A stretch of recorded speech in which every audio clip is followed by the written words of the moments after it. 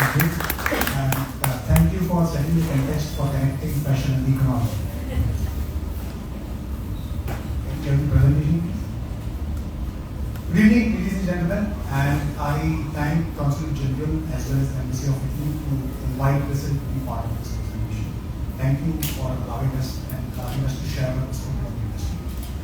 It's important for us to connect two dots here. I'm referring to economy, that's the economic potential of India vis-a-vis the textile market and how interlinkage in terms of employment, in terms of manufacturing, export, supply chain clusters are built in with regards to the two dots. The idea before we start the presentation,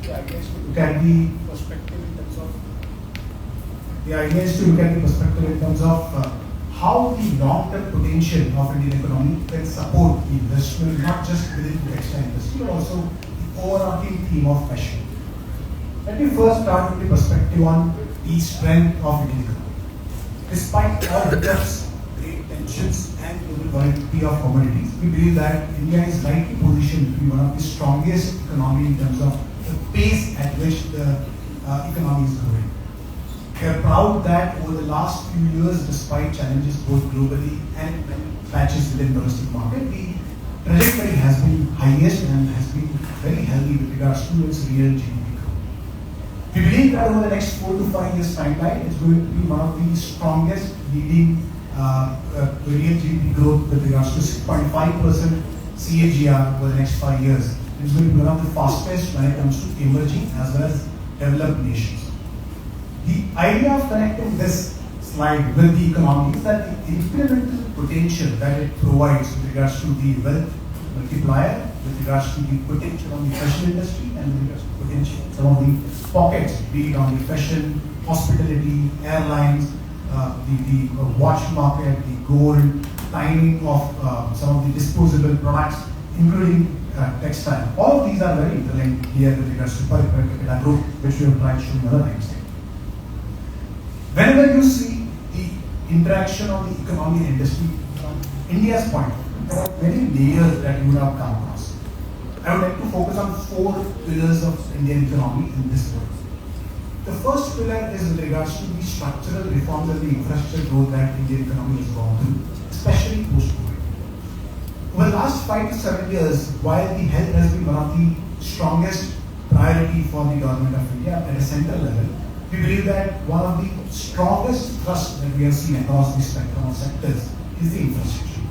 The reason I am connecting textile with infrastructure because the second pillar of Indian economic growth, which I am predicting at 6.5%, that's an in-house view that we have for 5 years timeline, is the manufacturing hub being planned very aggressively. There are 2 parts to any investor who comes in India with regards to demand potential.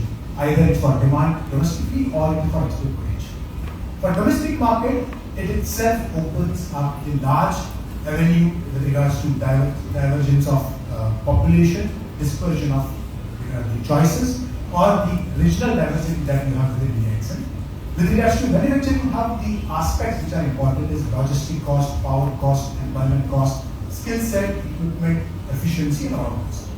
And the 4 pillars of economy that we believe are likely to drive the growth of 6.5%, they link to all of that. Be it infrastructure, which is going to support logistic cost, be it the digital initiative, which has been helping companies to penetrate very forcefully in terms of tier 2, tier 3 locations. The third aspect is with regards to overall manufacturing base, which is on the PLI focus, which is on the equipment upgradation or the technology upgradation front. And the fourth aspect is the overall dynamics of the consumption base. When this growth translates into per capita income, which is what you see on the right side, that opens up large opportunity for global brands, which we believe is already showing potential on ground. If you look at the growth in terms of revenue or sales of many brands who have entered India over the last 2 to 5 years, they are growing at healthy double-digit on YoY basis. Obviously, there is a base effect that goes into the picture here. But the point to note here is that from a common part, they are able to differentiate themselves with regards to uniqueness in the position. I would like to quote an instance here. There is a recent survey which was conducted by one of the real estate transaction companies, which is renowned globally. According to them, when they help their clients to set up outlets or spaces inside mall or MBO or EDO, they observed that till 2023, on an average, 12 to 13 global brands entered India every year. Last year, that number has gone to 27. Why is that increase suddenly being seen? There are various reasons behind it. First and the foremost reason is the view, not just the historical growth, but also the perspective in terms of per capita income. Now, there can be an argument from the other side that I'm looking at growth, not the absolute number. Yes, that's a valid point. But I'm looking at incremental potential, which is just beyond numbers. While you see a growth of 9% and 10% for India in the past and in the future, there are numbers and there are qualitative factors which are beyond this.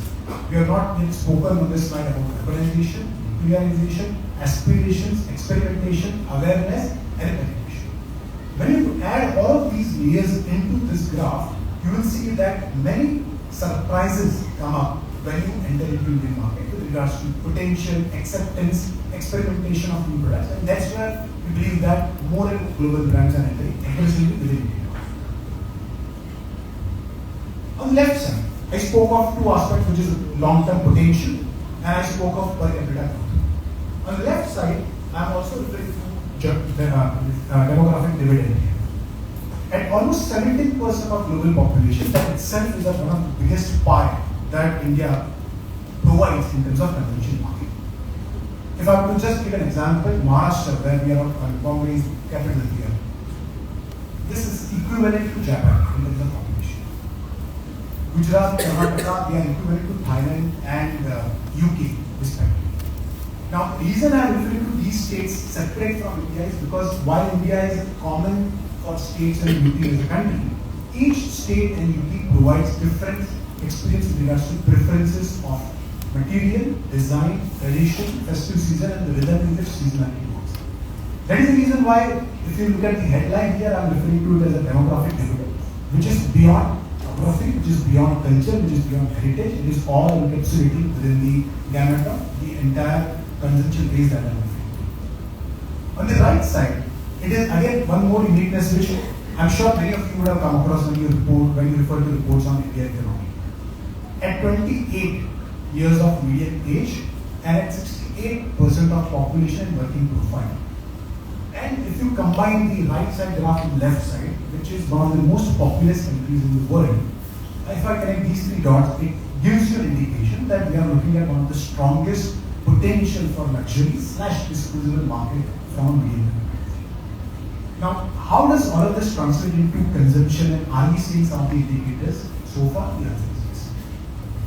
Typically, when you hear any consumption session or webinar or podcast, you generally hear about two markets, which is either rural market or urban market. But over the last few years, within urban, the element of premiumization is coming very, very rapidly. What do I mean by premiumization? It is not equal to luxury or fashion market.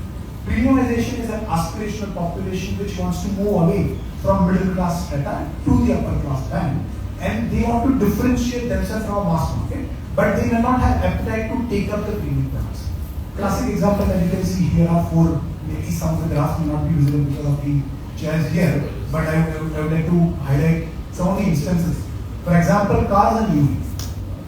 The growth of high ticket size is one of the fastest in last 4 years compared to the low or budget mass market. The example is very much similar across consumer durable. You see motorcycle, you see food. I have not yet spoken about real estate, which is one of the strongest growth driver in terms of premium ticket size. I have not yet spoken about the disposable income, which is where you see a strong consumption of hospitality sector, tourism sector, restaurant market, and airlines market. How all of this is coming out very distinctly? Because the behavioral aspect of Indian economy is changing significantly. For example, 7-8 years back, if from a tier 2, tier 3 location, I am referring to non-metro part, if I had to have the purchase of certain ticket size, the only option available to me was to travel to near a district, hub or capital city and then take up the product. Today, 100% of pin codes in India are covered by e-commerce, which means that something which in Bombay I can buy immediately next 10 minutes, maybe someone sitting in the lowest population density of India can get it the next day or the next day. Which means the acceptance level, the penetration level, and the awareness of all of them is very, very high. I spoke of awareness. I'm sure all of us are aware of fashion influencers, economic finance influencers, and India is one of the key content producer and content consumer. And the fashion industry is one of the key influencing sector with regards to this trend. And this is the reason why, if there is a product which is being very much hit in terms of key pockets, be Delhi, Bombay, Bangalore, I'm sure in very short span of time through e-commerce, I think the delivery is then given to the tier 2 location. So from when we interact with bankers, when we interact with companies, 6-7 years back, when the focus was only the in-store presence or in physical presence in top 10 cities of India was concerned, now that strategy has changed. It is about omni-channel presence, and it's about entire India coverage through a mix of hybrid, which is online, you have mobile, and you have in-person or in-store location and some of the things. The aspect is also to be shown here is that when you dissect the numbers quoted by some of the companies in India, the ones who have a strong online presence, they end up having 60-70% of sales from non-metro locations. And that's very unique, in which it does not go well with regards to only Excel calculation that per capita income of A and B are not in pi or they are not comparable, but when you look at the conversion side, they completely give you a different picture. The last point that I would like to drive here is that all of this, when you add up, I go back to my previous point that despite the previous way in which the consumption was analyzed, which is rural and urban, we look at the pie which is premiumization, and we believe that it's going to be one of the strongest growth driver with regards to fashion industry going ahead. This is our estimate. We have referred to some of the documents available in secondary domain also. We believe that the strength of fashion industry is going to continue over the medium term, and we see that growing at almost 8 to 10% from medium term. The pie that I am referring to here includes jewelry, watches, apparel, footwear, leather, and others category. Others will include many other beauty brands, fragrance market, cosmetic brands, hospitality sector, and other subsectors as well. The idea is to look at this number with rationale in mind. There are 3 growth drivers, and that's a recommendation from an analyst to the audience here. Whenever you refer to any sectoral report which gets published by any agency, it is important to look at which pie of the market is growing. If you look at the overall market, that would grow at X number. If you look at the organized penetration, it will look at much faster pace. And if you look at online penetration, it will grow at much faster pace. Which means that through the smaller base of quick commerce, e-commerce, some of the brands are growing at much faster pace. In terms of organized retailing, they are growing at range of 15% plus. But at an economy level or at an industry level, the growth might come down to 8 to 10%. So that's why when you look at the pie, do not get distributed by the number that you see in the headline. It's important to look at which sample size that you are looking at. To give you a perspective, CRISIL tracks 70 plus sectors across infrastructure, manufacturing, industrial, export, consumption base. And our view is that across all these sectors, one of the fastest growing sector that we see from the next 4 to 5 point of view is organized retail market. And our view is that that sector is likely to grow at the rate of 15 to 18% for the next 5 years. The constituents of organized retail, which means a traditional modern chain, in-store, EBO, MBO, and the modern supply chain related to consumption base, that includes food, FMCG, textile, luxury brand, electronics, all of them from an organized retail point of view are going to grow at a very healthy pace. The next point to highlight here is that how do we see Indian textile opportunist in current trajectory with regards to taking more investments from global players or opening up brands. We can open the church. We can open the church. Sure, I because that's so good information that we Sure. This is a quick snippet. No, I imagine. So this is a quick snippet about the contribution that the textile industry has within the Indian economy. Let's not start from the top. It appears that it's very. Thank you. Thank you. I'm glad that even the last line of the slide is important. Thank you. So let's not look at the 2% as a number here. Let's look at the contribution that the textile industry has with regards to manufacturing sector, which is almost 11%. Important to note that unlike some of the sectors, this has a very high penetration in the unorganized industry. For example, almost 3/4 of textile industry today in India is driven by MSMEs, which has very high employment base, very high contribution in terms of economic impact and the export potential. Now, the reason you see 4.6 crore people directly involved here is that because of the factors that I spoke of, it's very interesting to look at how typical supply chain of textile also works. You will have cotton farming in particular state, you will have yarn production somewhere else, you will have WKP somewhere else, you will have conversion of fabric into the final product into some other district, which is near the consumption market. Put together, these are 10 to 12 clusters which are interlinked with regards to the entire supply chain of textile. And that's where I think it is important that the contribution that industry has very high impact in terms of geographical diversity and supply chain across these states. This is our view on Indian textile market. When we refer to textile market, it has three components. Let me start from the bottom. The domestic apparel market, that's the first component, one of the biggest component. The second part is domestic home textile. Home textile, we refer to it as all the textile products used inside home or hospitality industry. The third part is domestic textile, technical textile, and the last part is the export. I'm sure many of you are aware that the Ministry of Textile and the Commerce Ministry of India has bold vision of achieving the export potential of $100 billion by 2020. That's almost 2.6 times jump compared to the current number. So for your reference, FY25 total exports of apparel from India to the world was $38 billion. That number is aimed at $100 billion by 2020. That requires steps to be followed by various stakeholders. First step is how do you ensure that more investments come into the picture, which means that you need to cater to the logistic cost reduction. That's what is eyed by the manufacturer. Second, how do you create more brands which are appealing to domestic market as well as global market? Third, how do you ensure that the power costs keep coming down? That's where I spoke of infra. Today, the renewable costs are much lower than the grid costs in India. Fourth, how do you ensure that the artisan and the patterns and the design element of India can be leveraged at a global level? And the fifth element is that how do you ensure that not just globally, but within domestic market, how do we make them experiment and experience the global brands which are available? Not necessarily all of them are available to Indian consumers today. So I think that these are 4 to 5 elements which obviously through the discussion today or in informal chats outside will be helpful to understand from the audience here. We believe that of the 4 pies that I have spoken with, the growth perspective is going to be 6 to 7%. It also hinges on certain elements with regards to trade dynamics, which I'm sure all of us are aware in current context.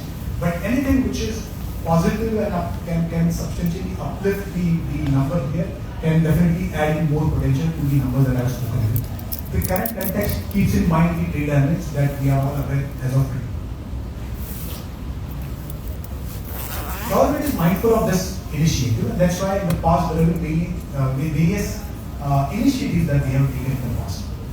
One of the major issues that you would have heard from textile companies in India is that many textile equipments are either dated or they have not been upgraded in recent time. And that is the reason why generally whenever there is an observations with regards to the efficiency of yarns, we often compare India with regards to Vietnam or Bangladesh or other countries. The differentiation element is not in terms of scale, it is in terms of efficiency per kg of production. Because those countries have deployed machinery in recent years, the output or throughput is much better compared to India. But obviously in terms of scale, where the AIF addressed at the right time with the right costing can definitely add to the manufacturing prowess of Indian manufacturing. Obviously in the past there have been many policies allowing more brands to come into India with regards to single brand retail, multi-brand retail and others, as you can see in terms of FDI policies. And also with regards to promptness to trigger the domestic consumption. We have seen some of the issuances by the central ministry with regards to income tax reduction, relaxation of some of the income tax brackets, which will potentially add to the consumption demand in India. So, before I conclude, these are quick snippets about how India and transactions are seen so far with regards to textile. As you can see, of total exports of textile by India, close to 9% is imported by Italy. However, that pie has more or less remained stable. But if you look at the constituent of that pie, that's interesting to look at. That's closely almost similar. So you see large part of exports that India does to Italy are driven by apparel, small parts of cotton yarn, because that's the final product which is consumed there, not the intermediate one, and others, which includes carpet and some of the home textile related products. Very interesting to know that if you look at the other side, Italy's exports to India, let's not look at the number on the left side first, let's look at the right side. The biggest import is of equipment, which means that, and now let's go back to the original supply chain of textile. India is one of the strongest raw material provider of textile, which is cotton, silk, jute. Once that is farmed, for processing purpose, the equipments are needed, which in many instances are old and dated, may not be giving you a right throughput like how the global peers are giving. And for that upgradation, many a times, a large portion of equipment which are used for processing purposes are often imported from Italy by Italy. Through that element, the processing which is done, the WKP, which is weaving, knitting, and the processing part, is done within various clusters of India. And then there is an element which is still not very healthy present within the fashion level, which is on branding and design, which often comes from some of the global destinations of fashion, including Milan and Italy. So I think when I correlate the previous slide and the next slide, when I look at the last slide, which is, I'll come back to this one. When I come to the last slide, I think there are synergies that we believe which can definitely work when we look at India and Italy as far as strong tie-up for textiles. Just to give a quick snippet of which are Indian brands which are present in India, these are their presence in terms of number of stores, which clearly shows that the potential that I'm speaking of today, if someone has more than 10 stores, that means that analytical team was already forcing that couple of years back or almost a decade back with regards to their potential, and they are already penetrated very strongly within India. So with that, let me come to the last slide. What I refer to here as a win-win situation for both the countries. The first one is availability of raw material. As I said, India is second largest producer of cotton as well as silk and one of the biggest producers of jute. When we look at sustainable product and when we look at the element of manufacturing with regards to ESG, these positioning can definitely help India and come back with regards to the strength of overall textile manufacturing. The second is evidence and the cost effectiveness of labor. India is currently also working on skill development, where through various tie-ups with academias, there are initiatives which are sector specific and cluster specific to ensure that the skill set is aligned to the expectation of the industry. Last point is skilled artisans. How many of you are aware that in India there is an element of GI or geographical indicators? How many of you are aware? Can we have a raise of hands? We have close to 600 plus GIs, which is geographical indicators, which means that if I say I have bought product which is GI tagged from some other location, the same quality of product cannot be purchased or cannot be manufactured. Which means that starting, and there are many various facets around it. It can be produced on a soil, it can be an artisan design, it can be material, it can be designed with regards to branding and designing, and various others. Of these 600 GIs, close to 360 GIs are linked to artisans' craftsmanship, which means that there is an element of artists coming in and then designing these items. We believe that when you add the strength of these artisans, connect that with the branding and designing of it, I think that it can be a very strong global product that can play a very strong potential for a global position. Lastly, I spoke of some of the possible growth areas for manufacturing within India, which is where a machinery upgradation is required. As you saw that the import of machinery is very high from Italy, I think there are also technical tie-up or a long-term partnership on the India-Italy front can definitely go out. I'm sure that we are aware that there have been various initiatives in cotton group, including some of the trade shows that some Indian associations have done in Milan and Italy. Those initiatives are already taken, but I'm sure these synergies can definitely add to a larger potential of global brands, which can be a benefit for Italy as well as Indian companies. Thank you, and I hope the satisfied.